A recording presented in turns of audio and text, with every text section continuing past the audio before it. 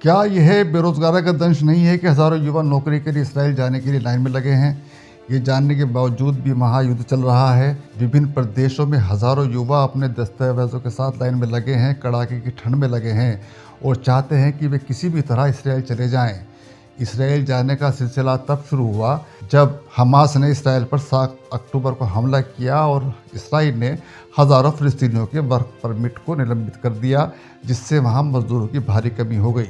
कथित सुरक्षा जोखिमों के बावजूद भारत में श्रमिक इन नौकरियों में खासी रुचि दिखा रहे हैं। इसराइल में नौकरी के लिए जाने की घटना को क्या नरेंद्र मोदी के नेतृत्व वाली केंद्र सरकार के प्रतिवर्ष 2 करोड़ नौकरियां पैदा करने के वादे की विफलता के रूप में नहीं देखा जाना चाहिए? वित्त मंत्री निर्मला सीतारमण कह रही हैं कि काम का मतलब सिर्फ नौकरी या दफ्तर में काम करना नहीं है, काम का मतलब है रोज़गार।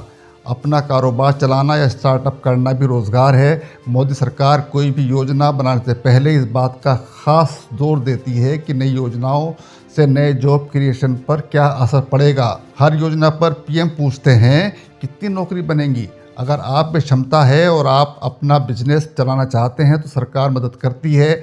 हमारे पास ऐसी योजनाएं हैं। हमने सशक्तिकरण पर खासा जोर दिया है। प्राइवेट इन्वेस्टमेंट बढ़ाने पर सरकार काम करेगी। वित्त मंत्री को बताना चाहिए, अगर सरकार स्वरोजगार के लिए मदद करती है तो फिर हज़ारों नौजवान इसराइल जाने की लाइन में क्यों लगे हैं, क्यों अपनी जान जोखिम में डाल रहे हैं? वित्त मंत्री उनसे क्यों नहीं कहती कि आप जान जोखिम में न डालें, हम आपको काम शुरू करने में मदद करेंगे? क्या खुद सरकारें इसराइल जाने वाले युवाओं की मदद नहीं कर रही हैं? इसराइल नौकरी करने जाने वाले युवा अपने बच्चों के भविष्य के लिए पैसे कमाने के लिए अपनी जान जोखिम में डालने के लिए भी तैयार हैं। वे जानते हैं कि फ़लस्तीन और इसराइल के बीच युद्ध चल रहा है, वहाँ कुछ भी हो सकता है।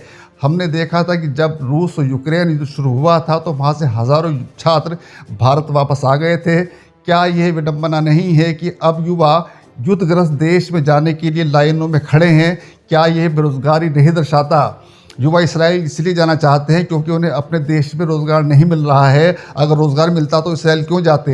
इस ऐसे समय में जब महंगाई बहुत अधिक है, अपने देश में 8-10 हज़ार रुपये प्रति माही वेतन मिलता है, तो इसराइल में अगर लगभग 1.5 लाख रुपये वेतन मिलने की बात की जा रही है तो युवा जान जोखिम में डालकर भी इसराइल जाना घाटे का सौदा नहीं मान रहे।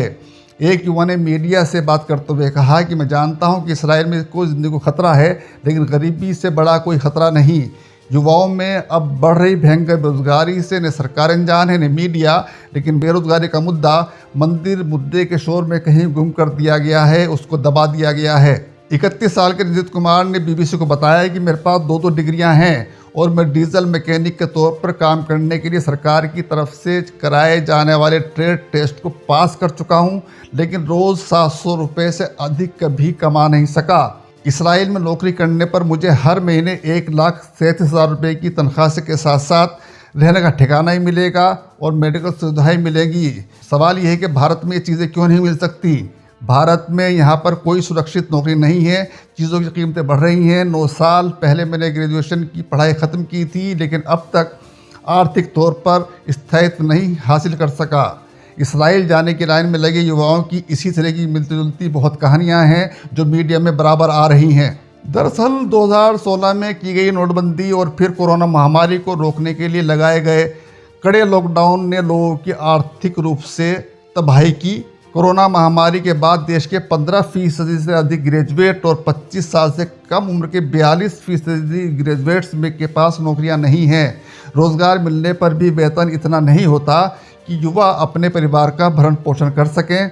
12 घंटे काम करने के बाद भी प्रति माह 10,000 रुपये से कम ही वेतन मिलता है। क्या यह विडंबना नहीं है कि युवाओं ने नौकरी की चिंता करने के बजाय धर्म का झंडा उठा लिया है या उनके हाथ में झंडा थमा दिया गया है? गोदी मीडिया में लगातार धर्म की बातें की जा रही हैं। राम मंदिर के बाद अब ज्ञान व्यापी मस्जिद का मुद्दा गर्म कर दिया गया है।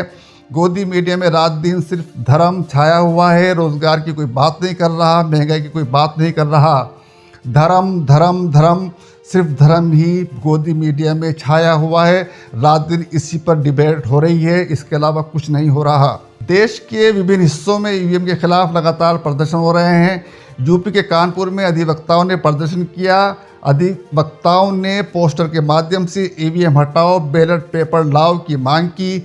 नाराज अधिवक्ताओं ने ईवीएम का पुतला फूंका और जमकर नारेबाजी की। बुधवार को दिल्ली में जंतर मंतर पर भारत मुक्ति मोर्चा, राष्ट्रीय किसान मोर्चा, बहुजन मुक्ति मोर्चा पार्टी समेत 22 संगठनों ने प्रदर्शन किया। इसमें लाखों लोग शामिल थे। इनमें उत्तर प्रदेश, हरियाणा, पंजाब, दिल्ली, राजस्थान, बिहार समेत अन्य राज्यों से हाथों में ईवीएम हटाओ के बैनर लेकर लोग जुटे थे। भारत मुक्ति मोर्चा के राष्ट्रीय अध्यक्ष वामन मेश्राम ने कहा कि चुनाव आयोग एडवांस तकनीक की दुहाई देकर ईवीएम हैक नहीं होने की बात कहता है, लेकिन अमेरिका और यूरोप ने ईवीएम को स्वीकार क्यों नहीं किया। देश में मुक्त, निष्पक्ष व पारदर्शी चुनाव संपन्न कराना है तो 2024 के लोकसभा चुनाव से पहले ईवीएम को खत्म करना होगा और चुनाव को बैलेट पेपर कराना होगा। आपने ईवीएम के विरोध की खबरें गोदी मीडिया में देखी थी? नहीं देखी होंगी। गोदी मीडिया में बजट छाया हुआ है। गोदी अखबारों और गोदी चैनलों में होड़ लगी है कि कौन किस तरह से अंतरिम बजट को सदी का सबसे अच्छा बजट बताए। किसी ने भी सवाल खड़े नहीं किए, किसी ने नहीं पूछा कि आप जो कह रहे हैं उसे पूरा कैसे करेंगे, आंकड़े कहाँ से आए, कोई नहीं पूछ रहा। बस होड़ लगी है कि कैसे सत्ता को खुश रखा जाए। गोदी मीडिया ने सभी रिकॉर्ड ध्वस्त करते हुए आम आदमी को अकेला छोड़ दिया है। युवाओं के हाथों में धर्म का झंडा थमा दिया है। जब तक युवा धर्म के जाल से नहीं निकलेंगे, वे जान जोखिम में डालकर इस्राएल जाने की लाइन में लगे रहेंगे। युवाओं को सोचना चाहिए कि उनका असली मुद्दा रोज़गार है। अगर रोज़गार नहीं रहेगा तो आप धर्म का क्या करेंगे। धर्म के जाल से जब तक युवा नहीं निकलेंगे, ऐसे ही बेरोज़गारी का दंश झेलते रहेंगे। युवाओं को अपने मुद्दों को समझना चाहिए और सरकार के सामने अपनी बात रखनी चाहिए, मीडिया के सामने बात रखनी चाहिए और हर तरीके से रोज़गार की बात के अलावा किसी बात को नहीं करना चाहिए। धर्म अपना आपका निजी मामला है, रोज़गार आपका मामला है। जब तक रोज़गार नहीं होगा, इस धर्म का भी आप क्या करेंगे। बहुत बहुत शुक्रिया।